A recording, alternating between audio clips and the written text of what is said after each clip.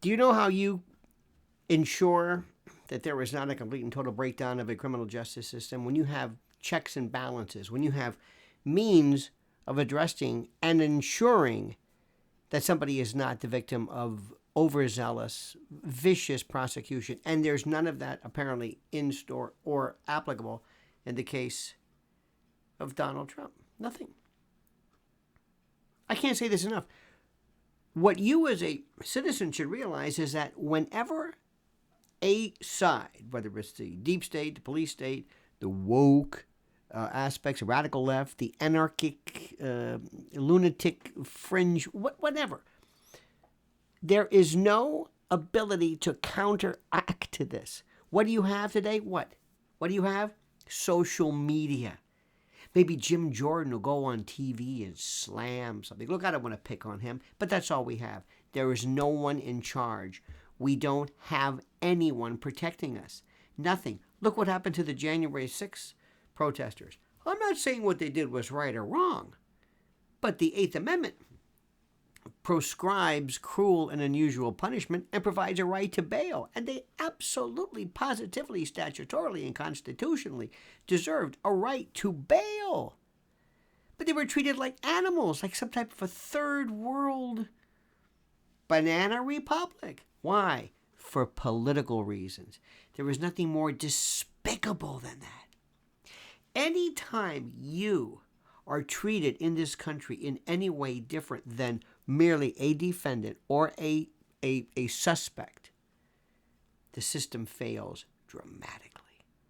And nobody knows. Nobody cares. Because what happens is we don't like a defendant, or when we don't like a defendant, or when we don't particularly care for a particular cause, we look the other way. Well, that's the way it goes. Harvey Weinstein was railroaded. Charles Manson. Look at Al Capone. You got Al Capone on tax evasion. Now, I know what you're saying. Look, it doesn't matter how we get him. Really? That's what they're saying about Trump. They're saying the same thing. Oh, no. Al Capone's different. Not to his enemies. They're loving this. They are wringing their hands. Now, listen. Let's be fair about this. If Hillary Clinton were arrested, if Hillary Clinton were in handcuffs, if Hillary Clinton were mugshotted and put behind bars, you would be ecstatic. You would wax rhapsodic. It's okay. You're human. But in order to be a member of this country, that's right, he's going for the book, the Constitution. There was a federal court judge that struck down or granted a TRO, a temporary restraining order, an injunction regarding a Tennessee statute that proscribed adult entertainment. It was so poorly written, so broad in its application that you could have even prohibited private adult entertainment. It didn't really say what drag was. No. As constitutional purists, we say no. You don't do that. We're a country that believes in the law. This may bother you, am pro-choice. Okay? Meaning, I do not believe a woman who has an abortion should go to prison, because that's what it means.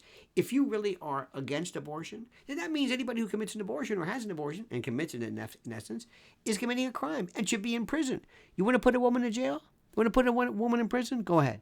Be my guest. Not me. It's ridiculous.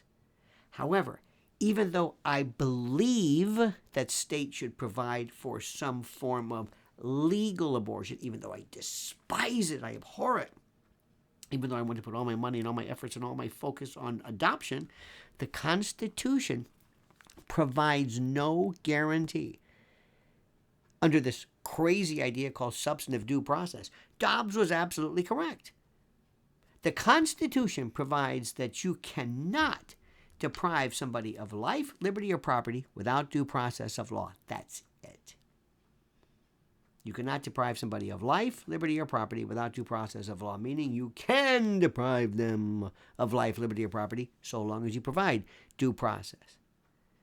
So what other people have done since 1965, since Griswold and William O. Douglas, they created this substantive due process right.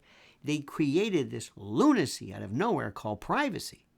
This is unconstitutional, patently unconstitutional. It defies logic. Now, I'm giving this as an example. Do you see how I can comport and live with the Constitution, even though my particular political ideology doesn't necessarily jibe with it? I happen to be against the death penalty for a variety of reasons, because we live in a country where our criminal justice system, look at Trump, is so stupid that we have killed the wrong person. But it is not unconstitutional because, as I just said, the Constitution provides for the deprivation of life, liberty, or property, life, so long as there is due process. Do you see what I'm saying? My allegiance is to this. My allegiance.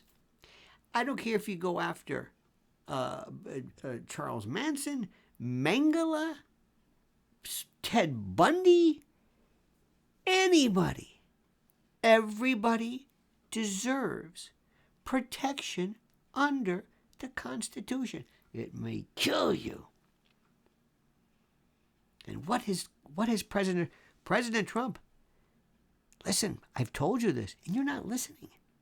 He's got a total of 6 cases right now. 6 cases. 6 lawsuits, criminal prosecutions, and he is not out of the woods by any stretch of the imagination. But let's just focus on this one. This Manhattan case is the worst.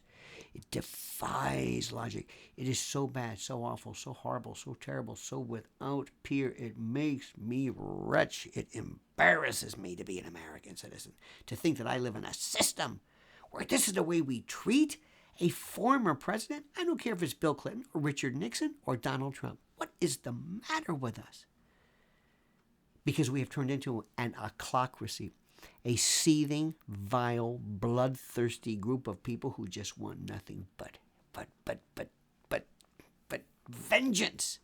That's all we want is vengeance. And it makes me sick. Do you understand what I'm saying? It makes me sick. And I'm not going to let up until we fix this. And I'm going to let everybody know what I think. And that's why you've got to do it too. Now listen, there's going to be somebody that you don't like. They could do this to Hunter Biden. Hunter Biden deserves constitutional protection. He doesn't have protections. He's got immunity. This guy's in Kevlar. He's I don't even understand this. He's bulletproof, which is also unfair. I want due process. I want process that is due. Procedure that is due. All right, my dear friend, thank you so much for watching. Thank you so much for listening to me. Thank you so much for subscribing to this channel. And if you haven't, please do. Please like this video. The algorithms mean so much. And please, I beg you, I ask you, I implore you, I beseech, I entreat you to comment below as you see fit.